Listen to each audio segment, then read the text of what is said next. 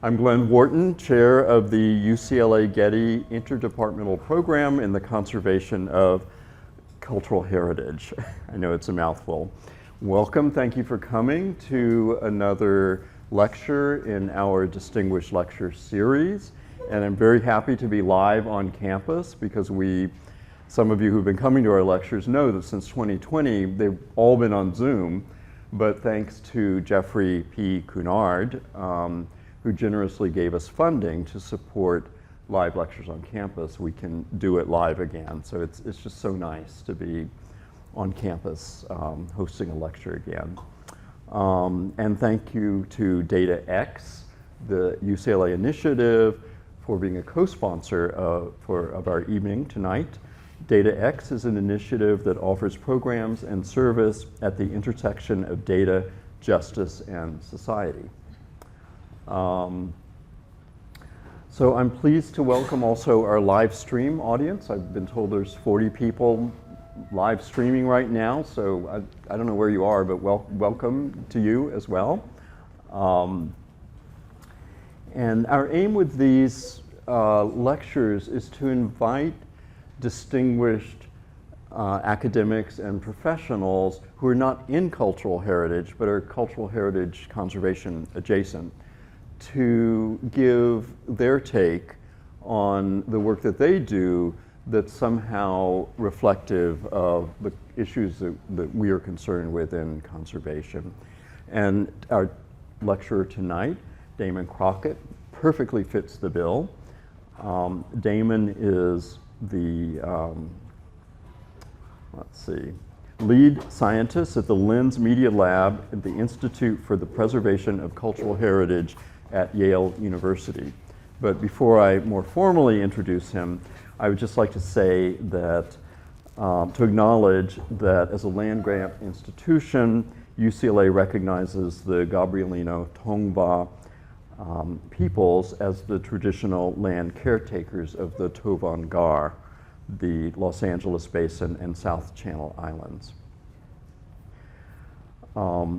And our program has a number of ongoing collaborative initiatives with the Tongva and various other Native American communities, and also some of our students are Native American, and many of them are very interested in community-based collaborations with Native and other community populations. So it's a very exciting time to see this kind of awakening and change in our program. So getting back to Damon, the title of his lecture tonight is AI and Cultural Heritage Research, Risks and the Sins of Omission. I love that. So we will see what that's all about. His doctoral degree from UC San Diego is in philosophy and cognitive science, yet he spent the last 10 years applying artificial intelligence to the study of culture, specializing in computer vision, data visualization, unsupervised learning, and interpretability. So I think we'll find out what some of that means in a few minutes. But more recently, his research has shifted to a linguistic term in AI and the ways that large language models can be used productively in cultural heritage research. Given his recent work and his degree in philosophy, we thought that inviting him in to give a reflective take on AI and its application in cultural heritage could be very interesting and lead to a very stimulating conversation. So I think with that, I will turn it over to Damon. There you go.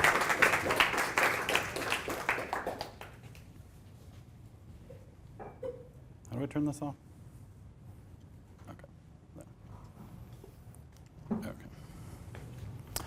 Okay, thank you, Glenn, for that introduction, and thanks to the UCLA Getty program for inviting me. I'm honored to come speak here. And also thanks to all of you who showed up. This is a very full room. We used all the chairs, I think. So I really appreciate that, and thanks to folks who are watching the live stream as well. Now I'm gonna see if this clicker works. Okay, great. So I'm gonna launch right into it. So first I wanna talk about the scope of my talk here because there's a lot of things this talk could be about.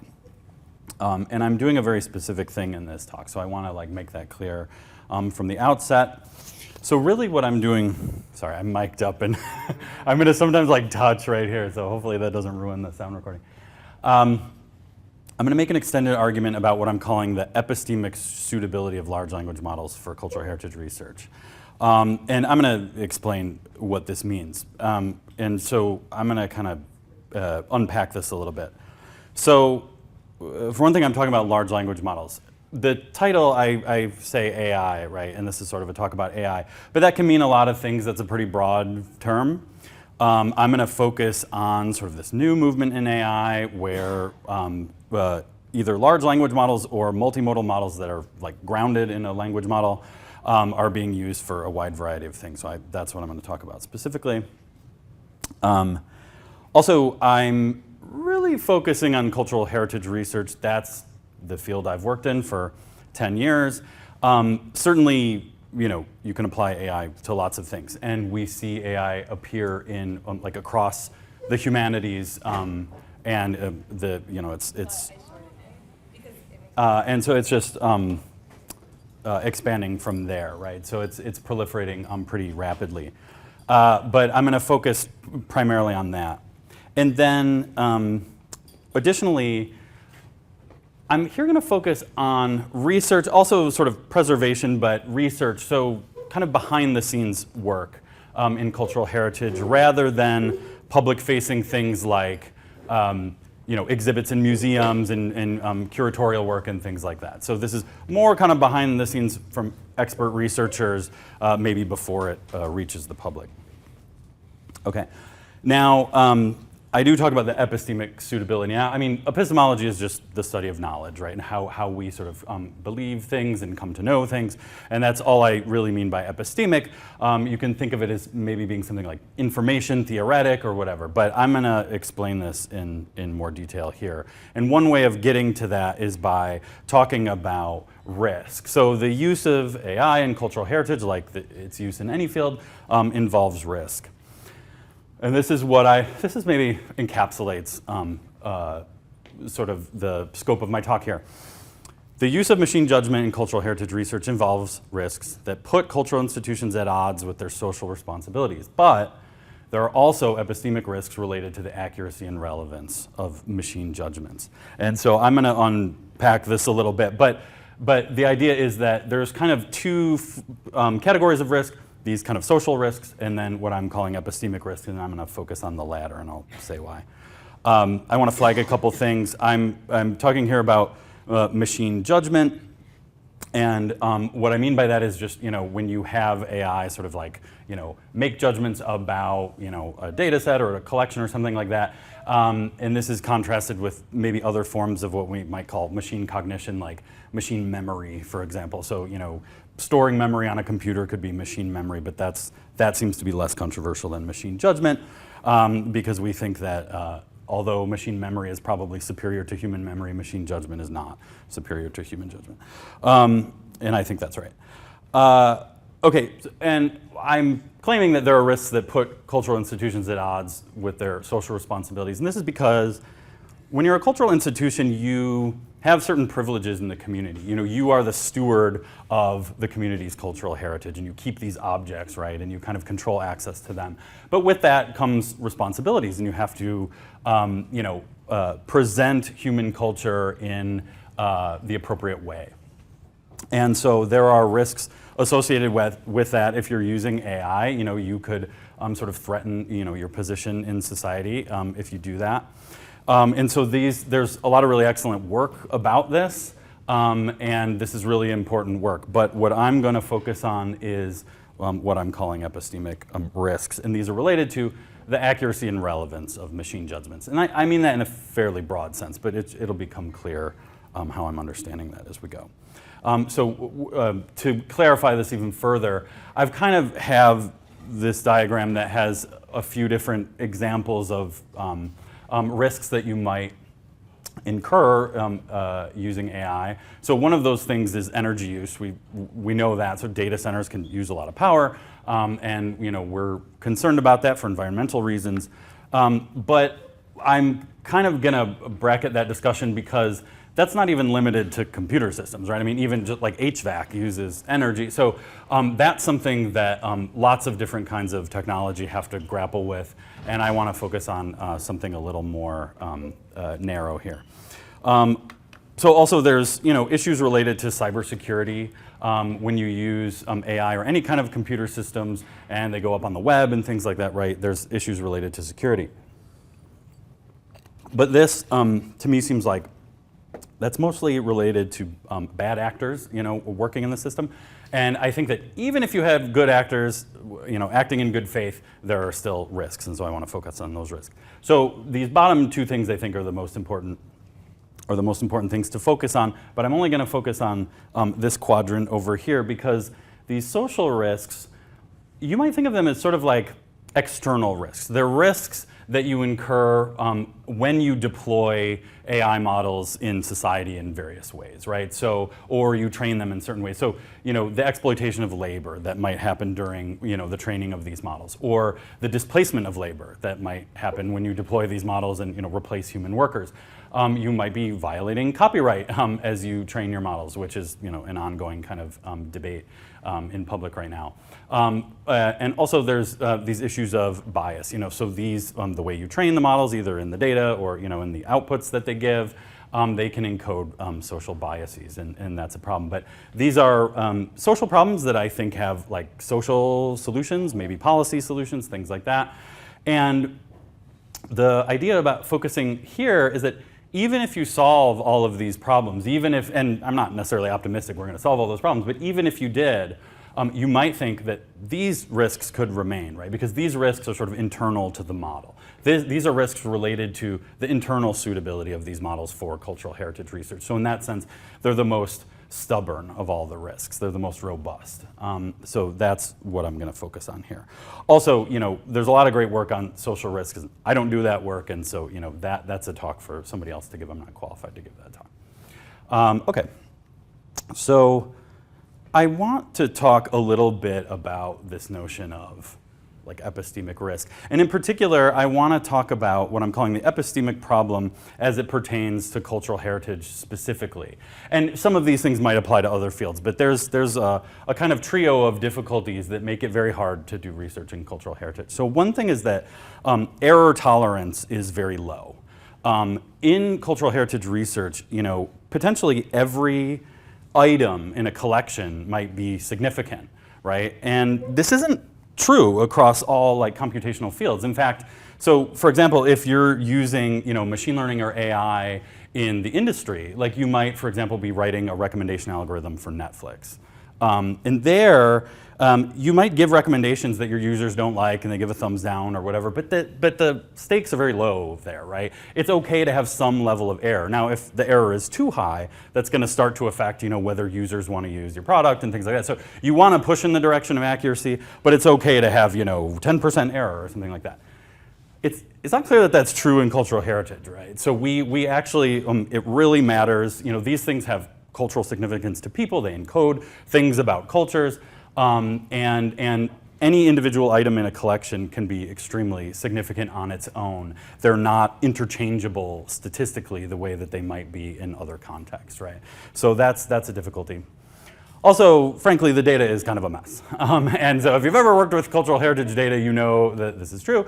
But partly it's a mess for good reasons, right? Partly it's a mess because they are very heterogeneously sourced, right? There's data coming from all different places, created by different people in all kinds of different formats. And that's actually a positive thing in a lot of ways. It means there's a lot of informational richness there, but it can be very difficult to deal with.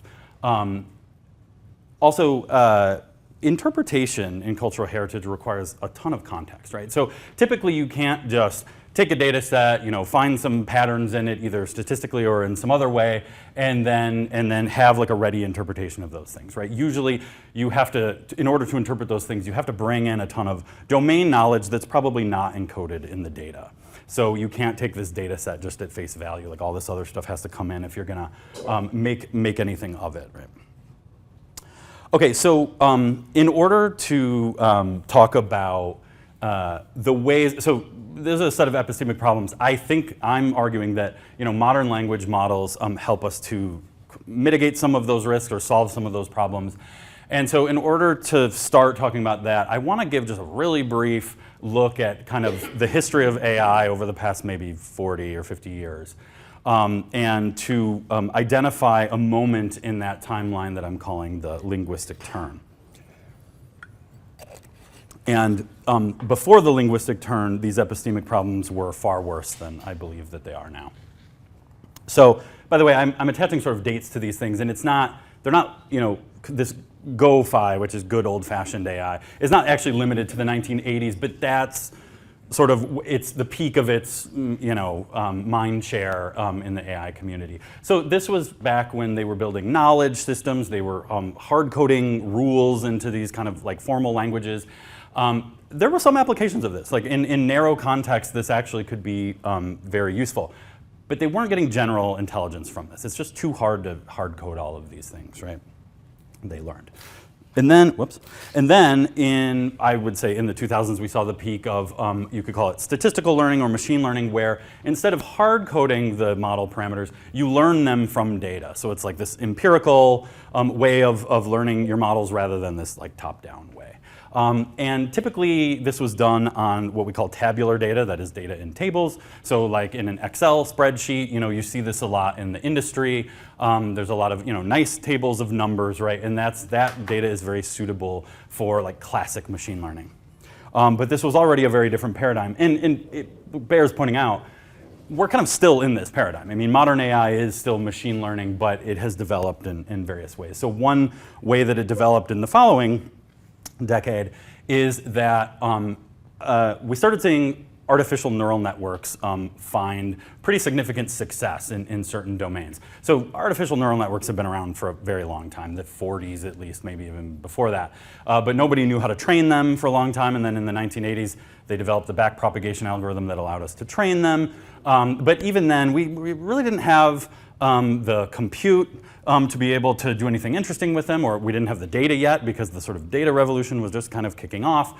So all of these things converged to make it the case that we could use artificial neural networks very effectively in certain contexts. So one of those is computer vision. We saw deep convolutional nets kind of solve vision problems around 2012.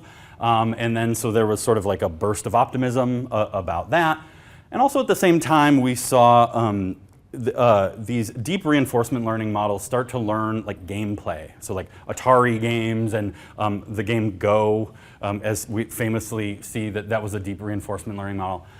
And so there, when you had a very narrowly defined environment and a very narrow task, you could get these neural nets to perform very successfully. But again, a little too narrow. We weren't seeing sort of general intelligence yet. And now, so in 2022 is when ChatGPT came out, and that's why I identified that as the date. But what's going on in the linguistic turn? I mean, for a long time we had work going on in natural language processing. This is like an old field, but it was kind of like a isolated, not that well-known field for a very long time. And when the ChatGPT moment hit, it suddenly like became center stage, and everyone was talking about it. But what was going on was that there were some fundamental technological changes that were making it easier to model sequences. So like in text is a sequence, right? So they started to get better at modeling text in terms of like the architecture of the models. They started using richer training objectives, things like they train a model to like complete a sentence. Well, and if you can do that over like the entire corpus of internet text, you learn a pretty good model of natural language from that. And then also there were just effects from scaling. So like creating models with way more parameters and trained on way more data, sort of like the internet scale data. And so those things led to these models that I'm saying can read and write. I mean, that's sort of like approximate way of speaking, and you know, maybe they're just behaviorally seeming as if they read and write, but that's sort of how it seems to us when we talk to these models. And that is pretty radical. That's a radical change. And I think, importantly for this talk, it like fundamentally changes the relationship between cultural heritage research and AI. Okay. Okay, so we now have what I'm calling either, you know, epistemic suitability, epistemic consonance, right? Large language models and their multimodal extensions, I'll talk about that in a sec, can learn probability distributions over any kind of sequence data and can translate between them. So anything you can represent it as a sequence, like text, but also lots of other things, as we'll see, you can translate between these formats. As long as you train on enough data and you do certain things right. And this means they are a better epistemic fit for cultural heritage research than any previous models. And I'm going to spend some time articulating this, but I talk about multimodal extensions because a lot of the examples I'm going to show involve, for example, like computer vision, where you have like a vision encoder, but then you also have a text decoder, so you can submit images to the model and have it give you text back and things like that. So that's very important. Can learn probability distributions. I mean, this isn't so important how it works, but the idea is that they can learn these kind of patterns over really any kind of sequence data if you have enough training data. And translating between them, super important. If you have like a universal translator, that's a very useful tool, right? And so I'm going to talk about why they're a better epistemic fit for cultural heritage research. So some examples. This is a photograph of a tape player. This comes from a photographic sample book that's in a collection in our lab at Yale. And what I show here is the outputs, or at least truncated outputs, from a number of really quite, you know, cutting edge convolutional neural nets. These are like top computer vision models, but this is sort of like, you know, the pre-linguistic turn form of computer vision. And you can see there's a couple things, like, so first of all, they return these kind of class labels with confidence scores. You know, so VGG19 is 51% confident that that's a tape player and 18% confident that it's a stove, and so on and so forth. And you can see, so one thing is that there's an accuracy problem for some of these models. I mean, I would say maybe some of them are doing pretty well. But even when they're accurate, you kind of look at this and you think about the kind of thing you have to do in cultural heritage research, and it's not clear that this is really that useful, right? It's not really high res enough. Just having class labels. I mean, you know, I've seen projects where people use this stuff in creative ways, and I do think there are really kind of neat things that you can do with that. But this is a little disappointing when you think about the rich kind of interpretation you have to do in cultural heritage. So contrast that with what, like a year ago, GPT-4 returned. I mean, I just submitted this image and was like, "What's in this image?" And then, boom, right? Okay, so we're in a different world here, right? And so we got to this by training on a lot of image and text pairs, right? Actually, a lot of it is like these alt text on the internet, you know, because we want to make the internet accessible to, you know, folks who can't see the images, and so there's a lot of alt text associated with all the images on the internet. Well, it turns out you can train on all that, and you end up getting something like this. I mean, there's more going on than that, but that's like the core of what's happening here. And moreover, so that's great, but also you can prompt the models in particular ways to like focus on certain aspects of the interpretation. So it's not just like, okay, here's an image and then you get a very rigid kind of response in return, but rather you can try to steer the model towards certain features of the thing that you're interested in. And so I've asked the model here, I gave a little context. I'm like, okay, this was from a sample book of photographic paper, blah, blah, blah. You know, what is it supposed to represent? And then and I've even like truncated, the output was much longer than this, but I just want to make it readable on the screen, and it gives you this nice, you know, kind of thing here. So this is interesting. This is, not only are the outputs good, but you can steer them, and just steer them using natural language, right? I didn't have to know any data science or machine learning or be able to fiddle with the kind of numeric parameters of this model. I just spoke in natural language like I would speak to anyone. You can also, so this is from our collection too. We have a large collection of photographic paper at the Lens Media Lab. I'm not actually talking about that today, but some of these examples are from that. And so here, what I've done is I've created a prompt that is asking the model to provide an output with a very particular structure. And you'll notice that I do this thing that almost looks like formal. I'm using brackets and I'm doing, but the particular way I did it is not that important, right? It's not like this is some incantation that you have to get just right? It's just like I'm sort of like listing these things, telling the data type that I want the model to return and so forth. But I'm doing this in a very casual way. And then what it returns is this JSON object. So if you know museum metadata, JSON is a file format that carries information like this, and you have a set of keys. It's like within brackets you have a set of keys and then their values. And so it has extracted this information. And notice too that this didn't start as text, that's an image. It started from an image, and so it's doing OCR, basically, and then interpreting that and giving it back to you in this really structured format. And so that's really useful if you're then gonna plug this into a larger computer system. So this is pretty remarkable, huge time saver. Now you do have to, it can make mistakes, right? But this certainly makes things go a lot faster. Okay. Another example, this is from one of Yale's collections, and I will admit that I probably should have very specific references to what these are, but it was I don't know, it was on some slide deck I had elsewhere and I forgot to put that. But this is from one of Yale's archives. I believe this was from I want to say it's from the Langston Hughes archive. But this is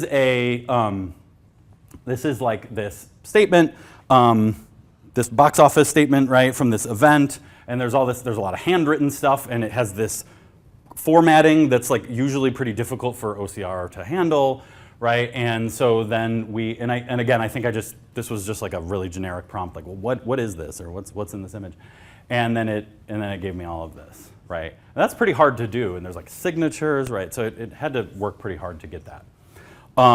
Another case, there are a lot of voice recordings. Okay, this is a voice recording, and the machine returns this transcript and also identifies the speakers and when they change.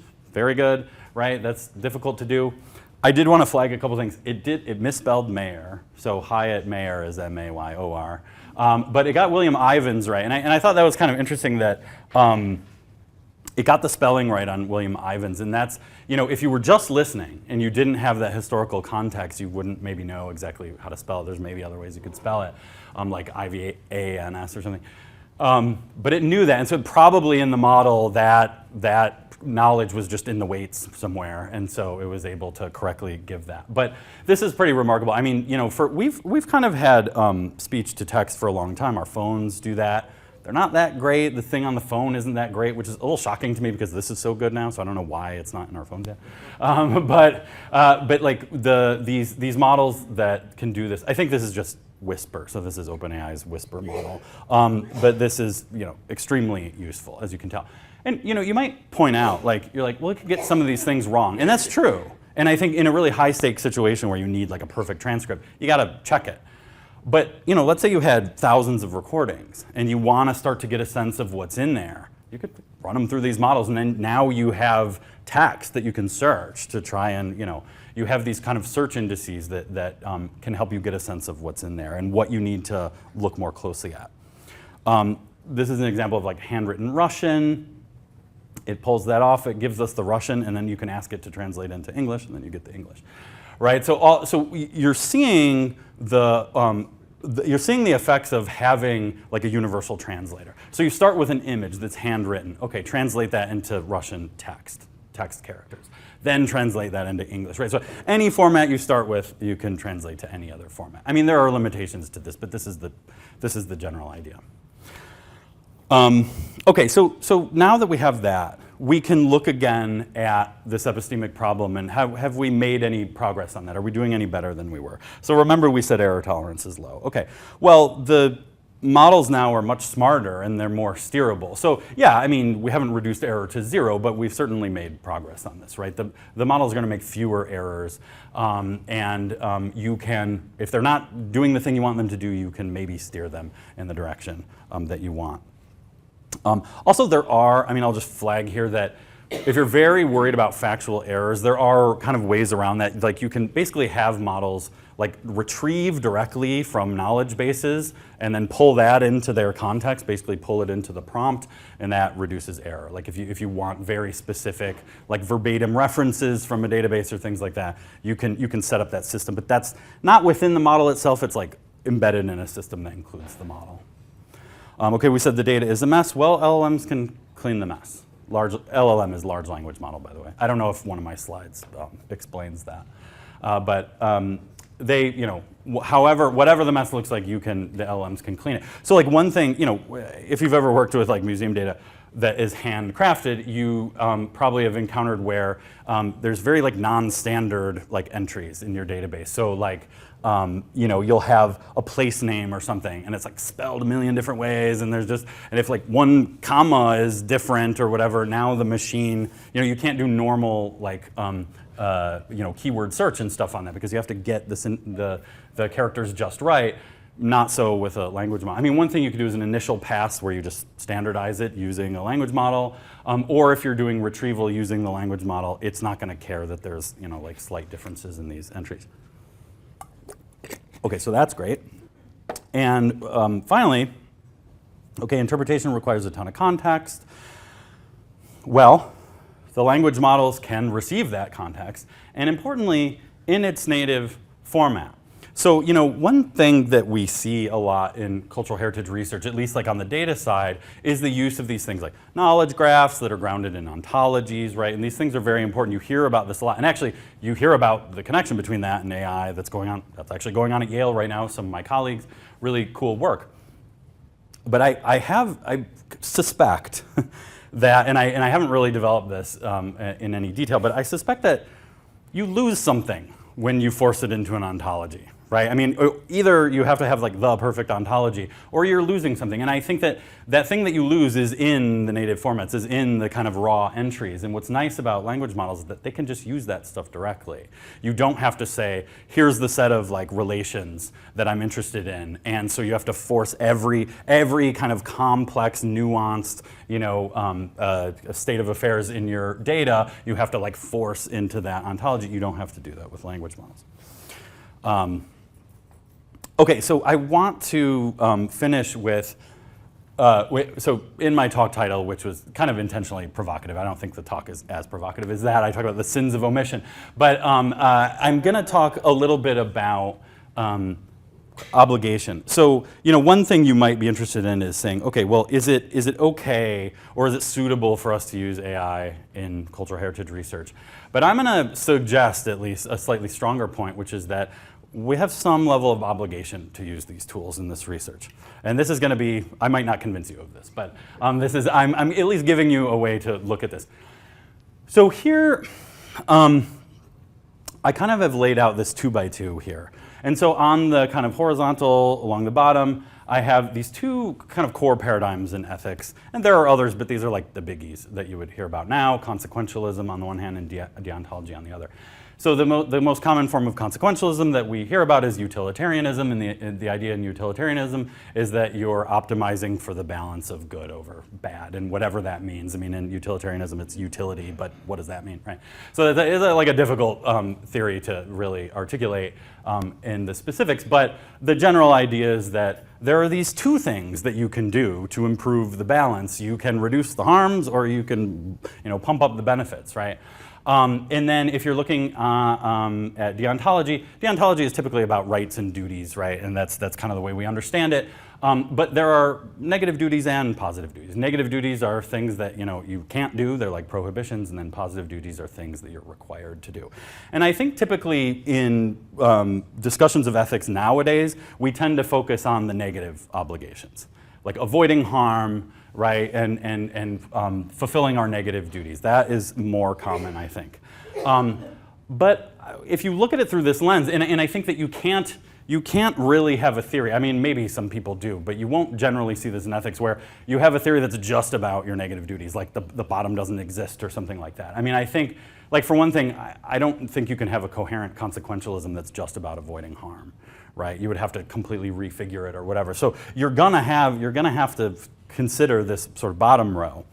And if you do, you might think, okay, there are things that we actually have to do in this case. And so what I'm gonna say is, cultural institutions have a responsibility to present an accurate and inclusive picture of the diversity of human cultural expression. We can either do this with AI or not at all, rather than doing this with AI or not, but rather with AI or not at all, and I'm going to explain that.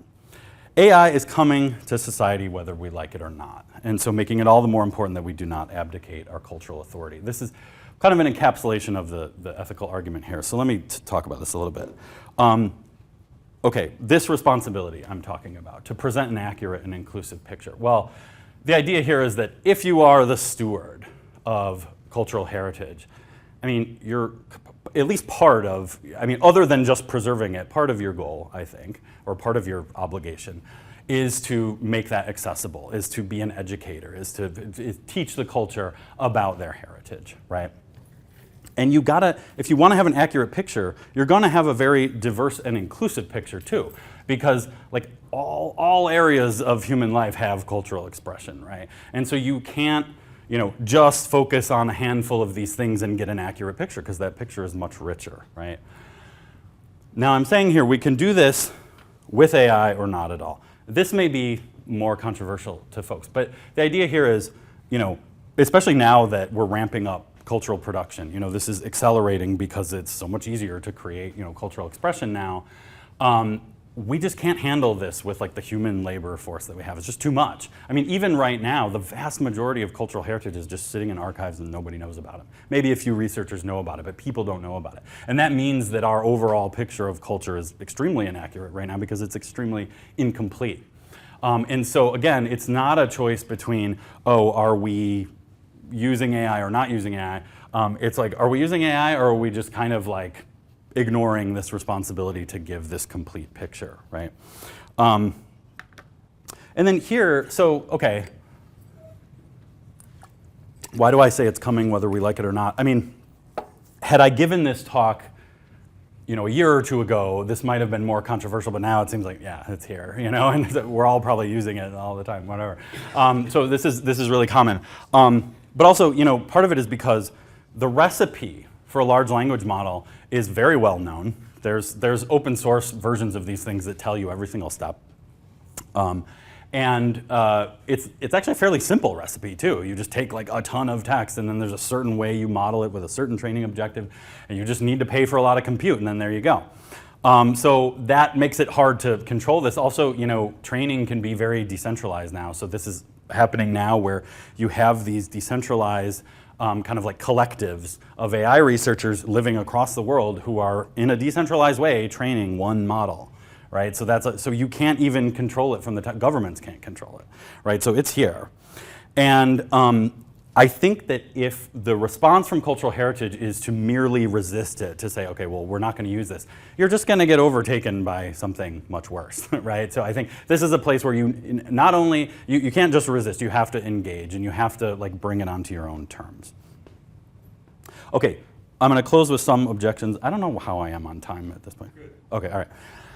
I'm going to close with a few objections and then we'll open it up. And by the way, I am very open to hearing criticisms and objections. This is a work in progress. I am writing a paper about this. It's not a paper yet, and so I'm very open to hearing these things. I'm very curious, how this strikes people. So don't be afraid to call me out if you think I'm wrong.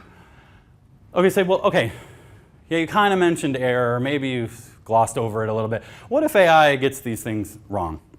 One thing I think it's important to remember here is that AI is actually a representation of human intelligence, right? AI is actually not like an alien intelligence. It's just trained on our text that's on the internet, right? This is human knowledge. And so, I mean, I think that if you're really worried about an AI getting it wrong, what you're worried about is that we're not finding the right pathways in this sort of latent space of human knowledge. It's not that we have sort of an alien life form that's coming in and getting things wrong, or something, I don't know, something that, you know, was sourced completely differently that is going to sort of ignore all of our categories and ignore all of our values, right? I mean, all of our values, all of our conceptual schemes are carried in this training data that we use to create these models. So all we need to do is like elicit that knowledge in the right way. And cultural heritage research, we are memory institutions, right? We are the humanities memory.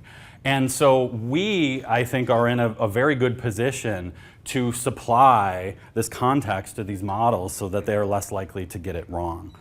And also, I did kind of mention this already, yeah, AI might get it wrong, but already currently we have it quite wrong, right? Because our sort of picture of human culture is radically incomplete. And that's a form of inaccuracy, because I think if you're just sort of a lay person, you know, encountering a cultural institution, you're gonna sort of assume that you're looking at like a kind of a complete picture of human culture, and you're not, right? These things are incomplete. So we already have this problem, and I think that actually, you know, the use of AI is going to help mitigate this problem quite a bit, and I'm sort of less worried about the sort of, you know, minor things that it might get wrong. Also, too, you know, you can embed these models in larger systems that are, you know, have error correction and human review and supervision and things like that. So you can, but even the models themselves, I mean, even if you didn't do that, I think we're in a much better situation epistemically.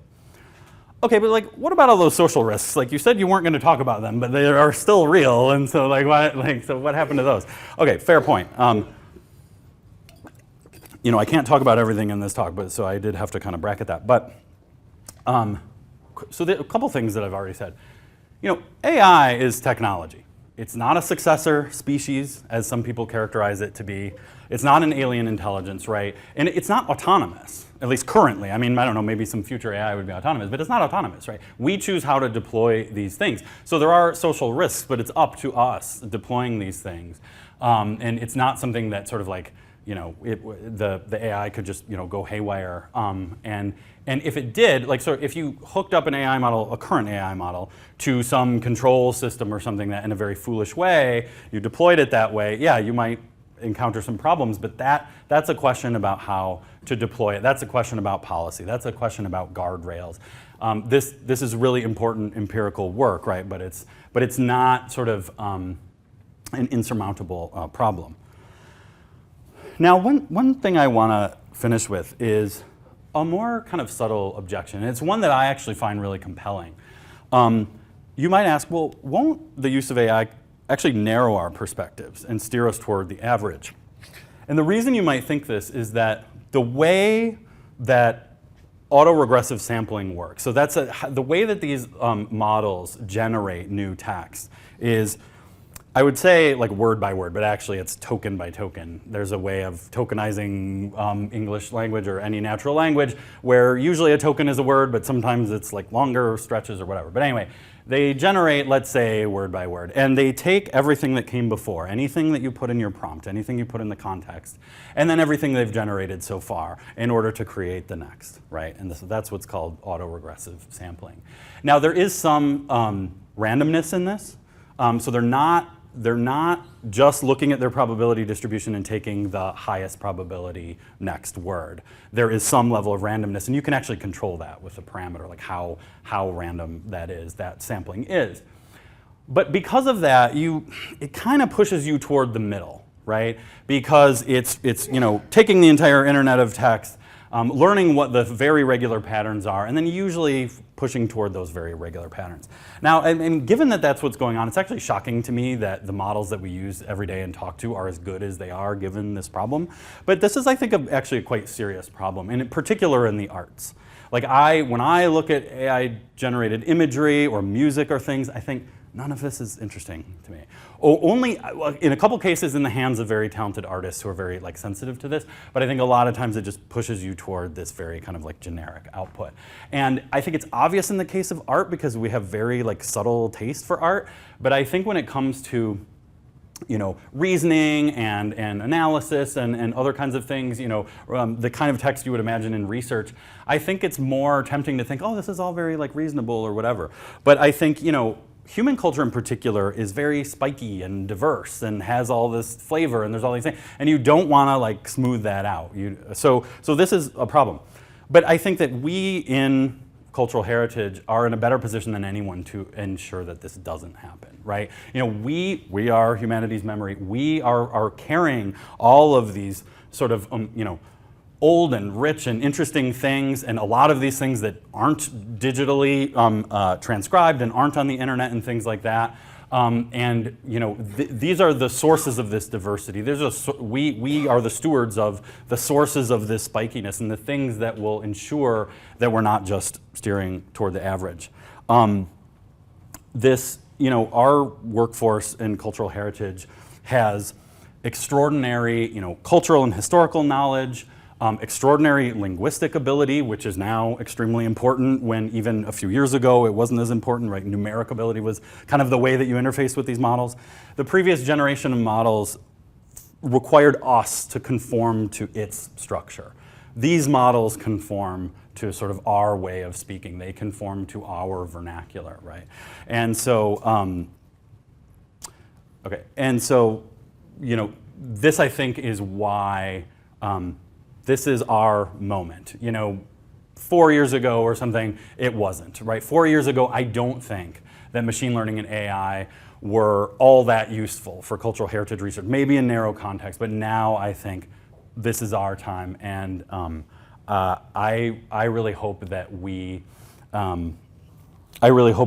able to take this responsibility seriously and use these models on our own terms.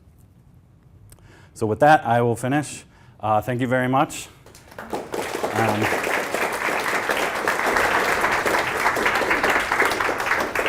Thank you, Damon. Yeah, thank you. It's fantastic. Don't go away.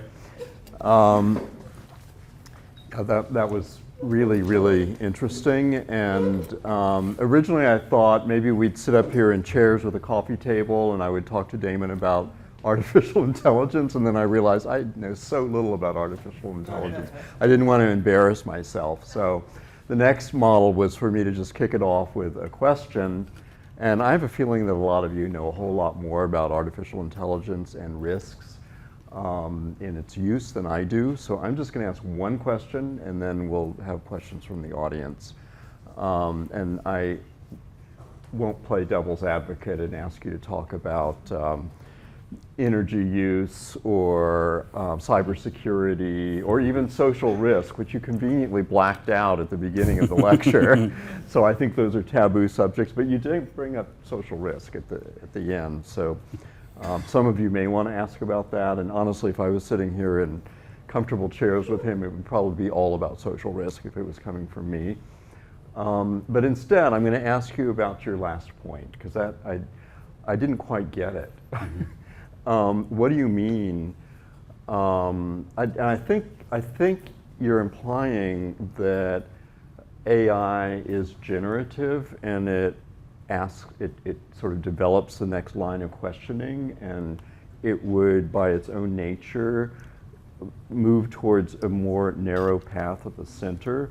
And so maybe it's human beings that need to be part of this, that need to keep forcing AI out of its natural path towards the center to ask questions about diversity and bring in more creative questions to keep its research path open to what our interests would be. But I may have that completely wrong. Why don't you answer that, or Sure. steer us back or at least explain that last slide? Sure. Okay. Yeah. So one thing, and I don't think it's so important to talk about the ways that these models generate text, but just to know that because it's a sort of a statistical way of generating text, you end up having the statistically probable things come out of it. And on the one hand, so there's a couple different things here. One is that it is trained on the text of the entire internet, but there's a lot actually missing from the internet. There's a lot that's there, and it's remarkable sort of how good the models are, given that it's just trained on lot of the garbage on the internet.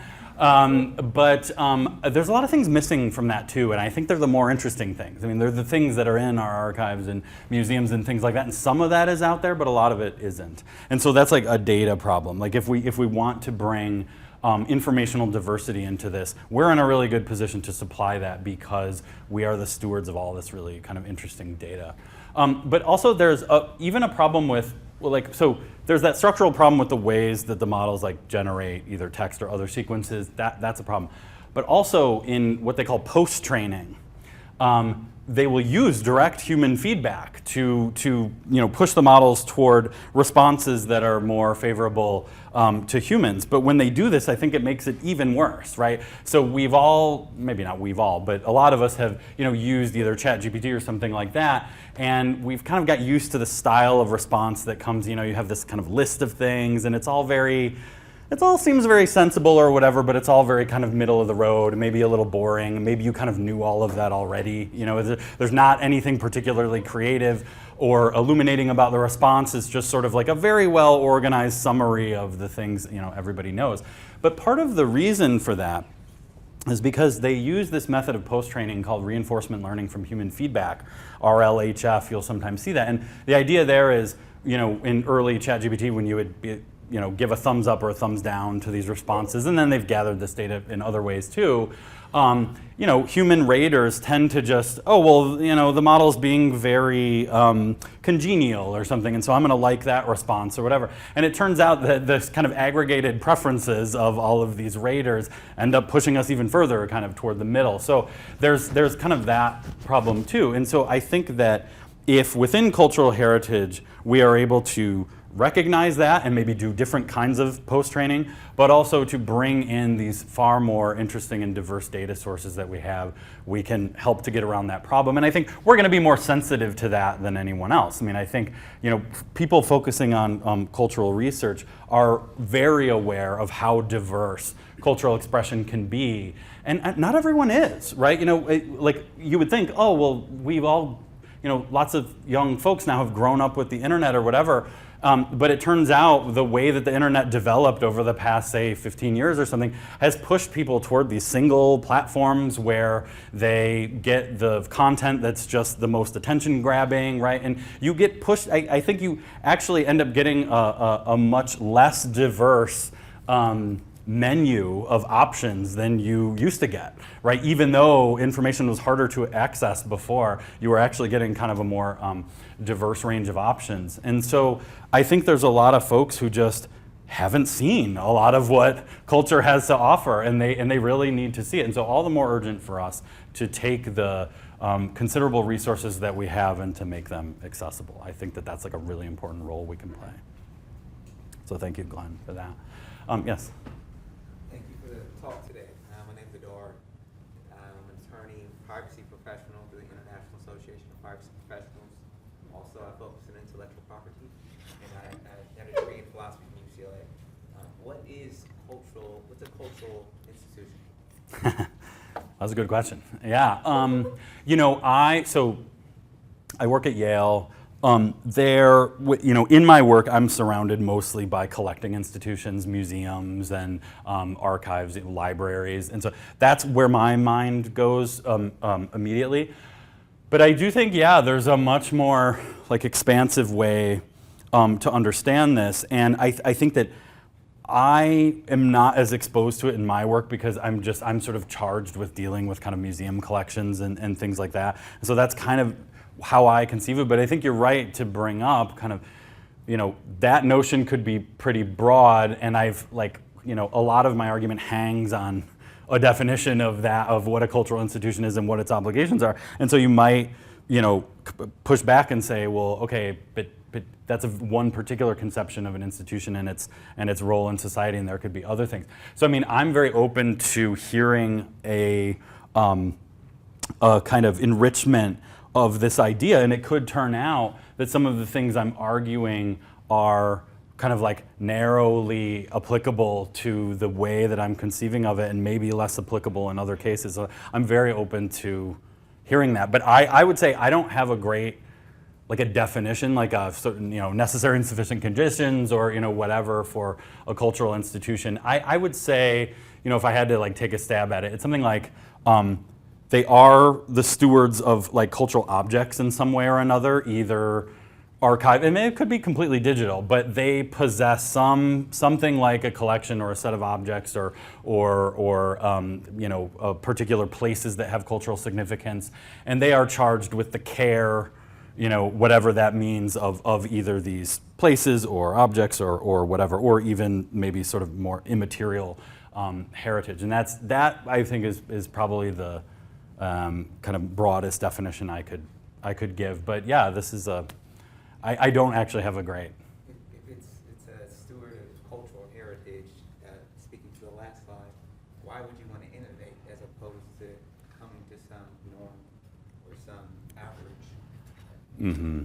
Right. Well, I guess what I mean is if you look at sort of the entire picture of culture, so like maybe across multiple cultures, or maybe within a culture that itself is very diverse, you just want to make sure that you're not losing like the outliers and the things that you might lose if you're doing this form of averaging or something, right? Like you don't want to lose the data points that get lost when you perform that kind of averaging. So, but yeah, I mean, I see what you're saying, that like there can actually be something really valuable about identifying the kind of, mean preference or the patterns that appear most saliently, like the patterns that you see over and over again. Those are important things, I think, to identify.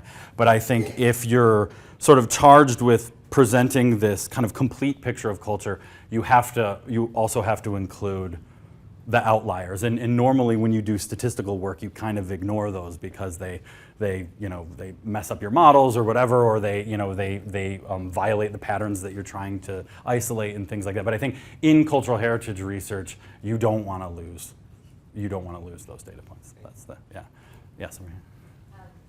Just to add to your point, those are good questions.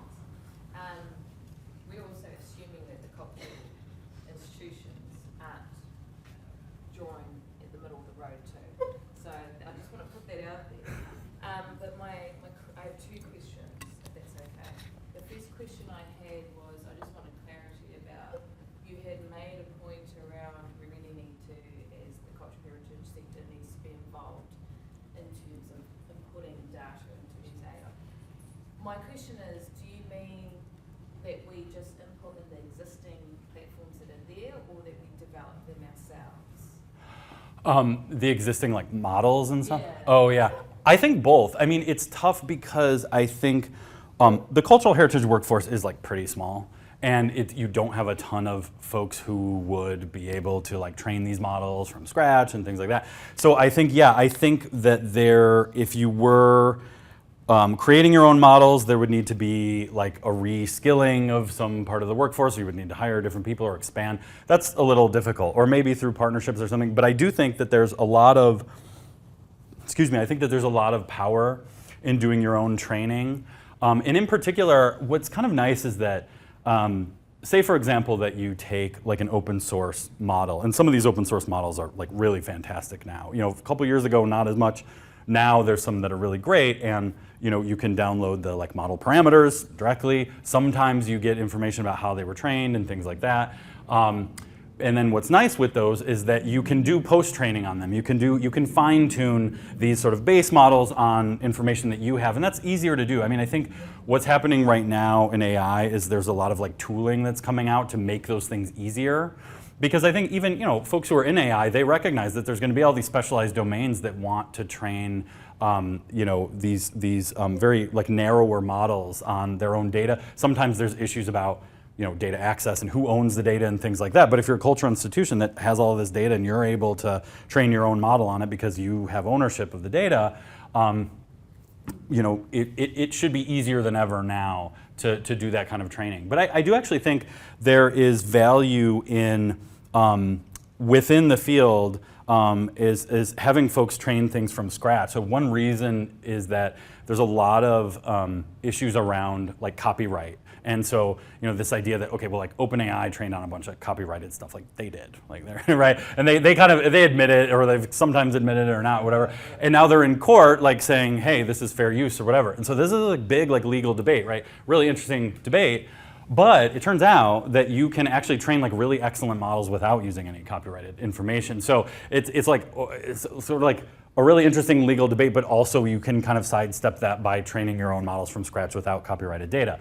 So this is actually happening right now in France, where in Europe there's much stricter rules around this stuff. And so in order to deploy these models in that European context, you have to get around the problem of copyright. And so there's an organization called Plias, who is like training models without any copyrighted data. And these are folks who really know their stuff. And they're confronting this problem head on. And so I do think, like, in addition to things like fine tuning, and also just like doing like direct like retrieval on knowledge bases that already exist and then pulling that into context. So not even training, but sort of just like as you're prompting the model, you're adding sort of like knowledge from your databases in there. I do think that there's even value in doing this kind of pre-training or like this core training too. So I hope that all of these things happen. But yeah, there ends up being these kinds of obstacles to doing that, because you need folks who can do that. You need to pay for the compute. You need to get all the data. And so it's not trivial. But I do think that it would be valuable if we did that. Yes. So very, very nice talk. Thank you so much for both here. All right. Thanks. I was curious, just in terms of cultural institutions have all this great data and all these great individuals that are members of the organization. How does a cultural institution think about like potentially commercial opportunities, partnerships, whether it's sponsorship or leveraging the data that they have now? I mean, has there been like a switch where it's like we're more powerful now because we have people and data, or is it they always just had that? How do you think about that? Right, yeah, that's actually a really good question. To be honest, I haven't thought about that much. I mean, I think a lot of times, like, yeah, I mean, if you see it as an opportunity to get like funding and that kind of partnership, that's great. I mean, I think a lot of times cultural heritage researchers like view the importance of their work as like, being like a public resource. And so they think, oh, well, if we engage in these partnerships, like maybe we can't make all of this stuff public and that kind of thing. But to be honest, I don't know. I mean, yeah, I think that there are like market opportunities there. I do think, I'm trying to think of examples. I feel like there are examples like where, you have, yeah, well, so like, I think if you're training, very, like, well, I would think, for example, that, like, let's say you have a museum, like an art museum or something, that has the digital rights to like these, massive data sets of images or something. You could probably use those to train like better image generation models, for example, something like that. And yeah, I mean, it could end up being the case. I mean, I don't, maybe some people would think that this is like icky or something, but that you could like sell access to that data. That, ends up getting, maybe that ends up getting, ethically more murky, because then it's like, well, if we were like making all these claims about our stewardship of this data and that it belongs to the public, and like, how can we sell it, without the consent of like everybody in the culture? So I think there's interesting issues around that, but it could be a thing where, it's one of these things where like, maybe it would work if you do it just right. If you are aware of all of these kind of like, issues that might arise, and then you come to some agreement that's like mutually beneficial. Yeah, but that's an interesting thing. And because I'm not in sort of like leadership in these institutions, it's like I've never had to confront this stuff, But yeah, I think that's a really interesting set of questions people are going to have to deal with. Yeah. I just want to say very illuminating talk. Oh, thanks. I just had two quick questions. I was wondering, in the section about linguistics, Yeah. I was wondering, do you think AI has the potential to preserve languages that are going extinct at all? And if so, like how can you do that? Mm-hmm. And then the other question I had is, do you think that does AI have the potential to environmentally harm these same like cultural artifacts that we're committed to preserving? Right. Yeah, great questions. And in fact, I know that there is work. I was just, as I was like looking through research related to this talk, and like I said, I'm sort of going to write a paper about this and it's going to have a bunch of these references in there. But there was a really cool, oh boy, it was like in a volume of essays that's very new, like this year or last year, where they were using AI to preserve dying languages or dead languages that aren't being used anymore. Now the details of like how that works are unclear to me, but maybe the idea is that if you can sort of like gather up all that data and then you can train a machine to generate those sequences that you're like creating a language user of that language or something like that. But this is something I need to look more into, but it's a really fascinating thing. And maybe, examples like that, I think, are going to help convince people that these things can push us in the directions of our values and the things that matter to us. And now you asked about environmental harm. And so do you mean via like via energy use and climate change like that? Obviously, like AI is not the sole culprit of climate change, Yeah. for example, but if your like presumption is that it's only going to keep growing, Yeah, given the yeah. energy that it's consuming Right. well with it, Right. could that potentially just harm the artifact? Yeah. I mean, yeah, you're right. I think there's an ethical trade-off here that I think the cultural heritage community has been dealing with for a long time about, air conditioning. So, if you're chemically preserving something, that's a lot of like climate control, and that's expensive, very, resource intensive. So I think, I think in every one of these cases, because there's trade-offs, you have to think, well, is the benefit that we get from it, going to outweigh the energy use? And so hopefully, what you see going forward is, well, okay, can the sources of energy be cleaner that aren't contributing to climate change? And I do think, I guess, in the case of pure preservation, like climate control, maybe the thought is, okay, that's necessary because if we don't do that, they just disintegrate. Whereas what I'm talking about may be less necessary because if you think, well, yeah, it's not so great that this stuff is just sitting in archives and not getting looked at or whatever, but that's, it's just the environmental cost is too high. One thing I think too is like, we could see that these models get more and more energy efficient. So, some of these models are doing things that seem to approach human intelligence, but they're doing it very inefficiently, right? Right now, they're extremely data inefficient. Like humans can learn much quicker with much less data, right? And so it could turn out that there are architectural innovations or things like that that could make the models much more efficient. Or like, could you get the same performance out of much smaller models that don't require as much energy and so on and so forth. So yeah, I think a lot of this just centers around, how are data centers being powered? We use them for everything, so there's going to have to be, I think, energy innovations in that space, whether or not it has to do with AI or other things.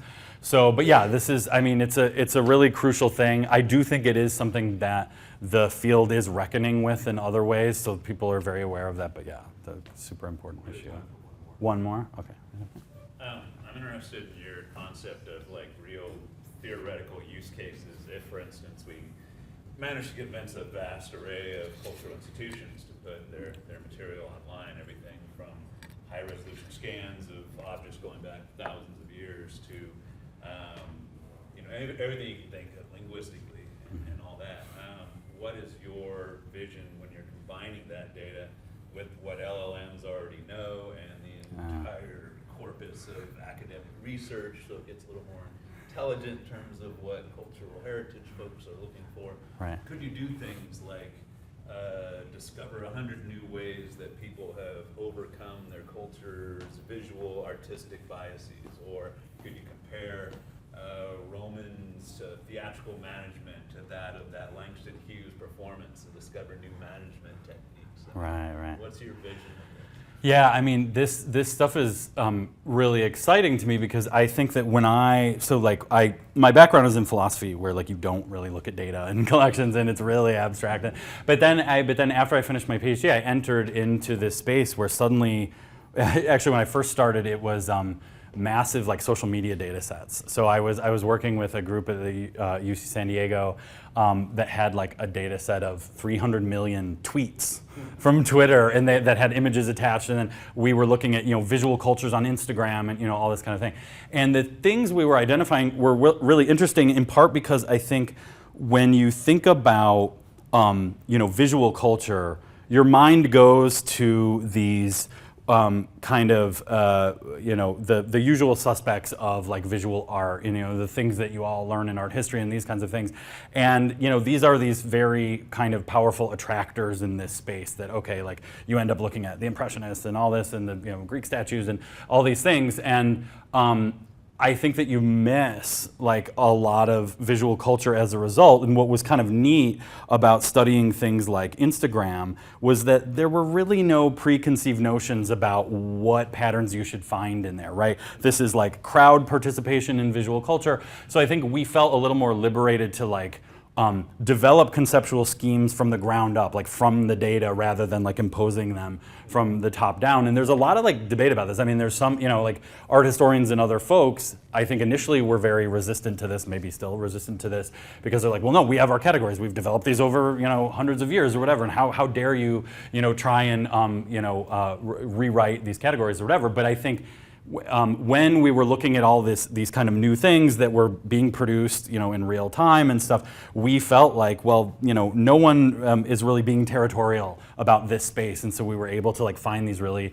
interesting patterns. And so, for example, we did a study about different global cities and how the visual cultures on Instagram in those cities differ. And there were really striking patterns. I mean, it wasn't, like initially I thought maybe we're just not gonna find anything. It's all gonna be kind of the same, right?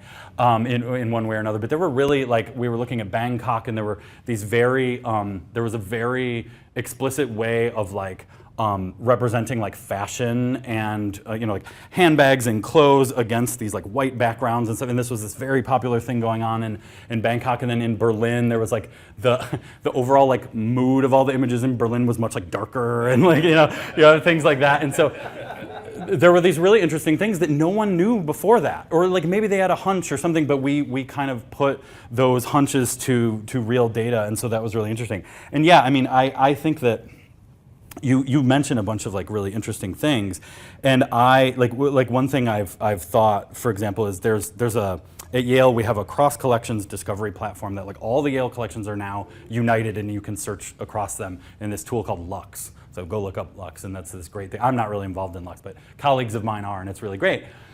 And they had this great like knowledge graph that like has all of these things. And what I think is like, well, why don't we have these AI models just crawling that graph constantly? And like, yeah, maybe you're gonna turn up things that are wrong or seem like inaccurate or something like that. But I think you're going to pull out these stories that no one has ever heard before. And that's the exciting thing to me, is that there are like so many narratives buried in there. Just think of how like when there's a new archaeological discovery, it might completely reset what we think about like, human evolution, for example. Just one skull and it's like, oh, we were wrong about everything. It turns out the timeline is like so different than we thought. The same thing I think could happen with this kind of cultural archaeology, that like we were ignoring these patterns that are there, and I'm so excited that maybe we could bring those stories to life. Yeah. So, thank you.